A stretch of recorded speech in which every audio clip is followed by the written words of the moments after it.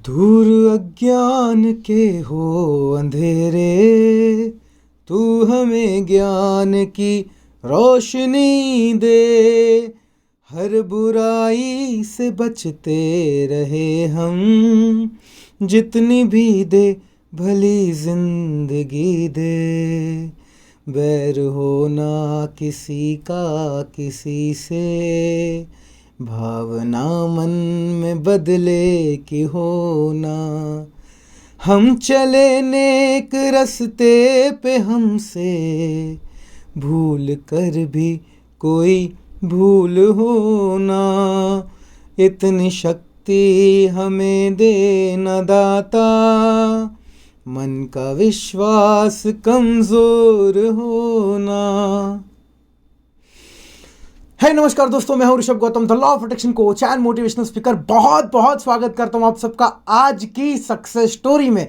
जी हां मेरे दोस्तों, मैं आज आपको हक से कहूंगा कि ये सक्सेस स्टोरी पूरी सुनकर जाइएगा, क्योंकि ये सक्सेस स्टोरी आपको बहुत मोटिवेट करेगी। क्योंकि इस सक्सेस स्टोरी में बहुत सारी चीज़ें हैं दोस्तों जो सीखने लायक हैं। 7 सालों के इंतज़ार के बाद भी लॉ ऑफ अट्रैक्शन काम करता है आपके लिए, और इतनी अमेजिंगली काम करता है मानो जैसे पिक्चर चल रही है, कोई मूवी चल रही है। तो आज की सक्सेस स्टोरी बहुत ज़्यादा मोटिवेशन वाली है, आपकी वाइब्रेशंस बहुत ज़्यादा बढ़ाएगी।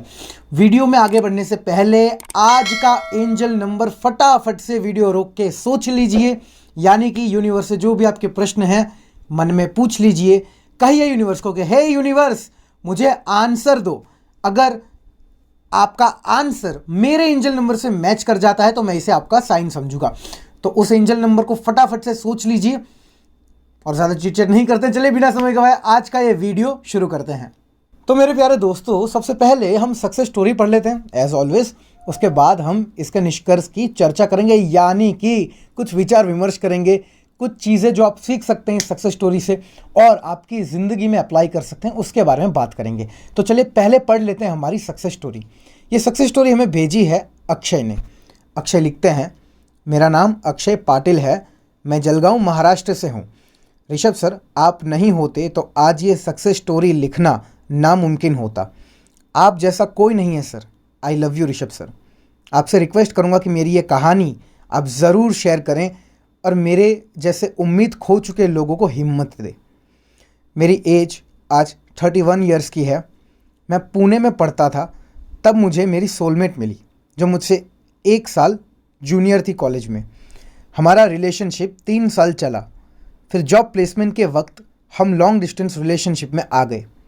लॉन्ग डिस्टेंस रिलेशनशिप हमारा 1 साल अच्छा चला, बट फिर मिसअंडरस्टैंडिंग्स एंड झगड़ों की वजह से हमारा ब्रेकअप हो गया। मैंने कॉलेज 2011-12 में ख़त्म किया था। उस टाइम पर व्हाट्सएप या सोशल मीडिया ज़्यादा ट्रेंड में नहीं था। 2014 में हम लोग अलग हो गए थे, but later I realize I made a mistake, because उसकी प्लेसमेंट बेंगलोर में हुई थी एंड मैं पुणे में ही था। मैं चाहता तो वहाँ बेंगलोर जा सकता था, बट उस टाइम पता नहीं क्यों मैं नहीं गया। फिर रियलाइज़ हुआ कि ये मिस्टेक हो गई है मेरे से। मैंने जब उससे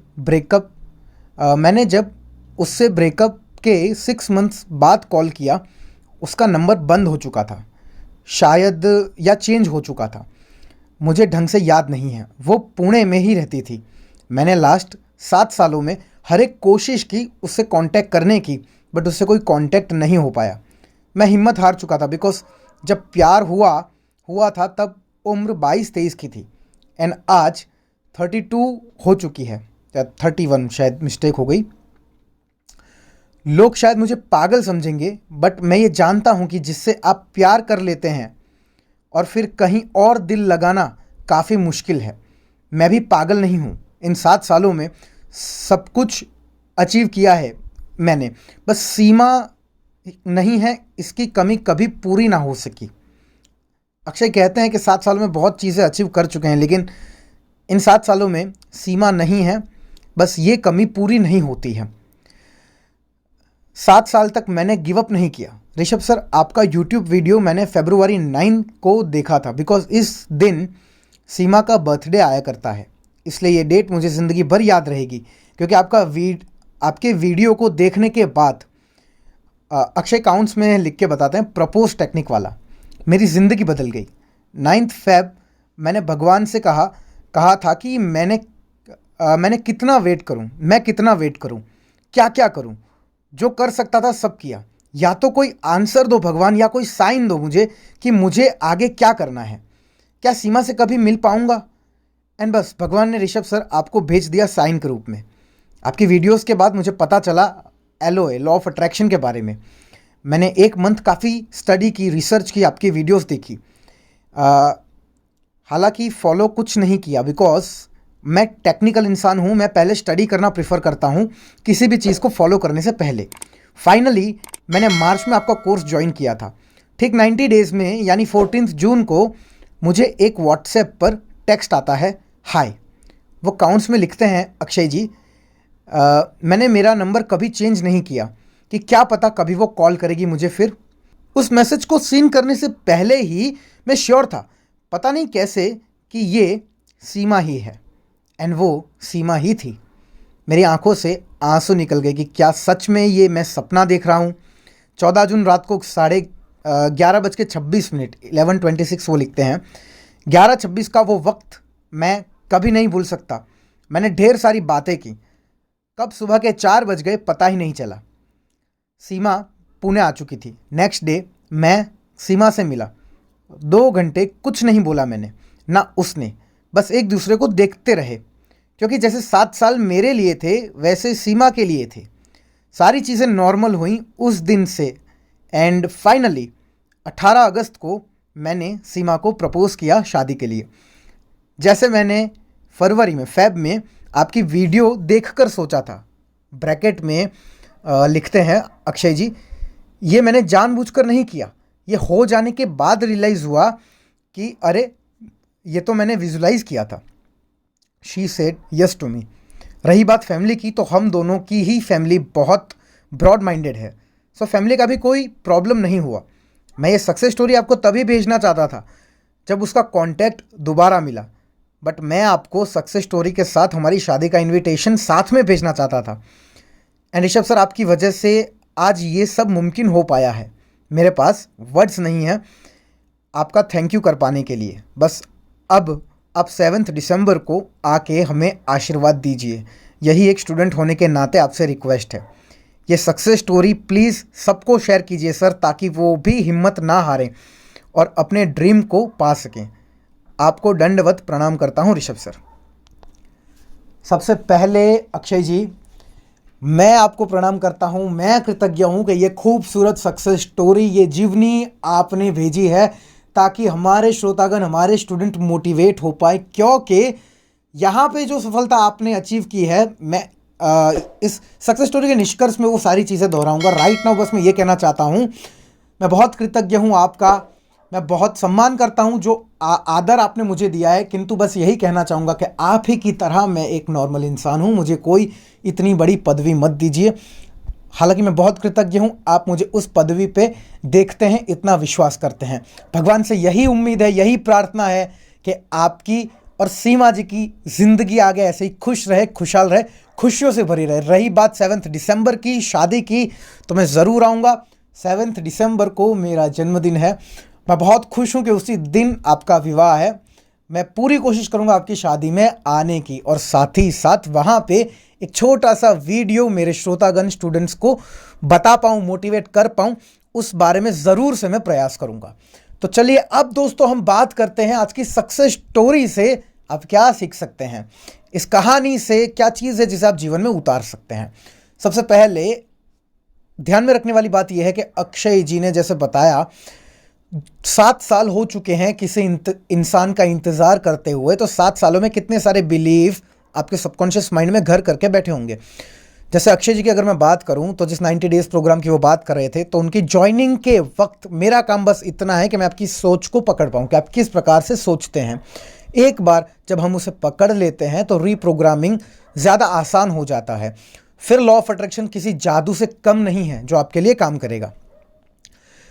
कहीं ना कहीं अक्षय जी के मन में ये चीज़ तो ज़रूर अंदर थी कि आज एज 31 साल 32 साल हो चुकी है, तो इस एज पे आने के बाद क्या सीमा जी आज भी अविवाहित होंगी? हो सकता है वो किसी और के साथ रिलेशनशिप में, हो सकता है उनकी शादी हो चुकी हो। So what is the point कि हम उन्हें मैनिफेस्ट करें, हम उन्हें अट्रैक्ट करें। हालांकि उस समय जब उन्होंने एनरोल किया था, उनसे जब बात हुई थी, तो इस बात के लिए तो मैं भी श्योर नहीं हूँ, बिकॉज मैं भगवान तो नहीं हूँ कि मैं आपको बता पाऊँ कि आपके स्पेशल पर्सन की शादी हुई है या नहीं हुई है, या आप उन्हें मैनिफेस्ट कर सकते हैं या नहीं कर सकते। मेरा काम सिर्फ आपको क्लैरिटी देना है, विजन देना है कि क्या चीज़ करने से क्या चीज़ हो पाएगी। अक्षय जी को भी मेरे यही शब्द थे कि देखिए, मैनिफेस्ट आप कीजिए, लेकिन मन में ये उम्मीद के साथ मैनिफेस्ट मत कीजिए कि वो वापस मिले, तो उसके बाद अगला स्टेप क्या। और सबसे बड़ी चीज़ अक्षय जी के केस में, अक्षय जी ने कभी ये नहीं सोचा था कि उनसे दोबारा मिलने के बाद, यानी सीमा जी से दोबारा मिलने के बाद वो पर्टिकुलरली एक शादी का गोल लेके बैठे हैं। क्योंकि सबसे बड़ा सवाल ये था कि अगर सीमा जी की शादी हो चुकी है तो फिर क्या मतलब है उन्हें मैनिफेस्ट करने का। तो यहीं पे उनके सब्र का इम्तहान था, जो उन्होंने बहुत ही अच्छी तरह से क्रॉस किया। सबसे पहले मैंने कहा कि ये बाद की चिंता है, अभी आप प्रेजेंट पे फोकस करें, क्योंकि ये इस प्रेजेंट के कारण ही आप फ्यूचर का निर्माण कर पाएंगे। अभी आप इन सारे थॉट्स की आपको ज़रूरत नहीं है। जो श्रोतागण ऐसी प्रॉब्लम से लड़ रहे हैं, जो नहीं जानते कि उनका पार्टनर क्या कर रहा है, जिनके मन में अभी भी ये डाउट है कि अगर उसकी शादी हो गई होगी तो क्या, तो उनके लिए मेरा ये सीधा जवाब है, ये सीधी एडवाइस है, कर्मण्येवाधिकारस्ते मा फलेषु कदाचन मा कर्मफल हेतुर्भुर्म ते संगोत्स्व कर्मणि। मतलब आपका अधिकार सिर्फ कर्म के ऊपर है, आप सिर्फ टेक्निक्स फॉलो कीजिए, आप सिर्फ आपका जो काम है वो कीजिए। अगर आप ये डाउट्स को सोच के चीज़ें करेंगे तो अगर उसकी शादी नहीं भी हुई होगी तो भी शादी हो जाएगी, और फिर मैनिफेस्ट होना तो बहुत बड़ी बात है। सो बेटर सिर्फ आज प्रेजेंट में मुझे क्या करना है इसके ऊपर फोकस कीजिए। सो अक्षय जी से भी यही उम्मीद थी मेरी, और यही चीज़ ने अक्षय जी को रिजल्ट दिलाया। 7 साल जितनी सारी मेमोरीज थी, जितनी सारी यादें थी, तो कहीं ना कहीं एक चीज़ होती है कि जो चीज़ 7 साल में नहीं हुई वो अब कैसे होगी। तो सबसे बड़ा चैलेंज है उस चीज़ को हटाना, जिसके लिए अक्षय जी के लिए कंप्लीट एक रूटीन था, जिस रूटीन को डिज़ाइन किया गया, उन्हें दिया गया, फॉलो करवाया गया 90 डेज। क्योंकि देखिए दोस्तों, 7 साल या कोई भी एक पर्टिकुलर प्रॉब्लम जब ज़्यादा समय चल जाती है तो कुछ कुछ उसके इफेक्ट है, कुछ कुछ ऐसी वाइब्रेशंस है जिस वाइब्रेशंस में आपका सबकॉन्शियस माइंड घूमने लगता है, आप घूमने लगते हो। मैं क्यों कह रहा हूँ वाइब्रेशन में घूमने लगता है? बिकॉज ऐसी सिचुएशन पैदा होने लगती है, आपका ऐसा रूटीन बन जाता है कि आप सिर्फ नेगेटिव चीज़ों के ऊपर ज़्यादा फोकस करेंगे बजाय पॉजिटिव चीज़ों के ऊपर। तो मेरा गोल, मेरा मकसद ये रहता है कि आपको मैं एक ऐसे रूटीन में ढालूं जहां पे आप पॉजिटिव रह पाएंगे। बिकॉज पॉजिटिव रहना कोई कपड़े पहनने वाली बात नहीं है, आपने ड्रॉअर से निकाल के कपड़े पहन लिए, नो। पॉजिटिव रहना यानी कि प्रेजेंट में चाहे कोई भी टेंशन दिमाग में चल रही है, स्ट्रेस दिमाग में चल रहा है, आप सिचुएशन को लेके मुस्कुरा रहे हैं, टेंशन नहीं ले रहे हैं, आप अलाइन हैं यूनिवर्स के साथ, आपको पता है आपका गोल क्या है, आप गोल से भटक नहीं रहे हैं। तो इसके लिए प्रैक्टिस करनी पड़ेगी, तभी आप मंजिल तक पहुंच पाएंगे। दूसरी बात अगर मैं करूं दोस्तों, सारी चीज़ें, सारा खेल सिर्फ और सिर्फ आपके बिलीफ का है। आपको अगर कोई भी चीज़ अट्रैक्ट करनी है, ना कि सिर्फ रिलेशनशिप, कोई भी चीज़, तो आपको फोकस करना होगा बिलीफ पे। अगर आप खुद से कर पा रहे हो, दैट्स ग्रेट माय फ्रेंड। नहीं तो अगर आप मुझसे सीख रहे हो, किसी और गुरु से सीख रहे हो, कोई बुक पढ़ रहे हो, तो सबसे ज़्यादा ज़रूरी चीज़ है उस टीचिंग में श्रद्धा रखना, भरोसा रखना। जब तक आप भरोसा नहीं कर पाएंगे, बिलीव नहीं कर पाएंगे, चीज़ों को फॉलो नहीं कर पाएंगे, तब तक चीज़ें मैनिफेस्ट नहीं होंगी, मुश्किलें आएंगी। तो मैं बस यही कहना चाहूँगा आपको, अगर आप बहुत सारी प्रॉब्लम में हैं, नहीं मिल रहा सॉल्यूशन, हेल्पलाइन नंबर दिए हुए हैं, वहाँ कॉन्टैक्ट करके या तो आप कोर्स ज्वाइन कर सकते हैं। अगर आप कोर्स ज्वाइन करने में सक्षम नहीं है, और मैं भी ये बात तहे दिल से स्वीकार करता हूँ, बहुत लोग सक्षम नहीं है, तो उन्हीं के लिए तो मैं हर रोज़ सक्सेस स्टोरीज़ लाता हूँ। उन सक्सेस स्टोरीज से आपको कुछ ना कुछ सिखाने का प्रयास करता हूँ कि आपकी ज़िंदगी बेहतर नहीं, खूबसूरत बने। बस एक चीज़ पे मुस्कुरा के फोकस करो, सब कुछ भूल जाओ कि वो दिन कैसा होगा जिस दिन आपका स्पेशल पर्सन आपके साथ होगा। कमेंट में इंतज़ार कर रहा हूँ, मुझे कमेंट में लिख के ये चीज़ ज़रूर बताइए कि वो दिन कैसा होगा जिस दिन आपका स्पेशल पर्सन आपके साथ होगा। तो बस यहीं पे इस वीडियो को समाप्त करते हैं, सक्सेस स्टोरी को समाप्त करते हैं, और आज के एंजल नंबर्स को डिस्क्लोज करते हैं। तो आज के एंजल नंबर्स हैं, मुझे फटाफट से कमेंट सेक्शन में ये बताइए, क्या यूनिवर्स ने आपको आंसर दिया? क्या ये वही एंजल नंबर है जो आपने सोचा था? और अगर नहीं है तो कौन सा एंजल नंबर था जो आपने सोचा है? वो एंजल नंबर कमेंट में लिखिए।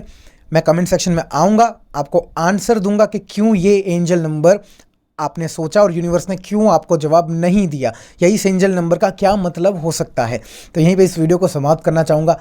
आपका गुरु मेंटोर ऋषभ गौतम, मैं तहे दिल से बहुत बहुत कृतज्ञ हूँ आप सबका इस वीडियो को देखने के लिए, इतना सारा प्यार और सम्मान देने के लिए।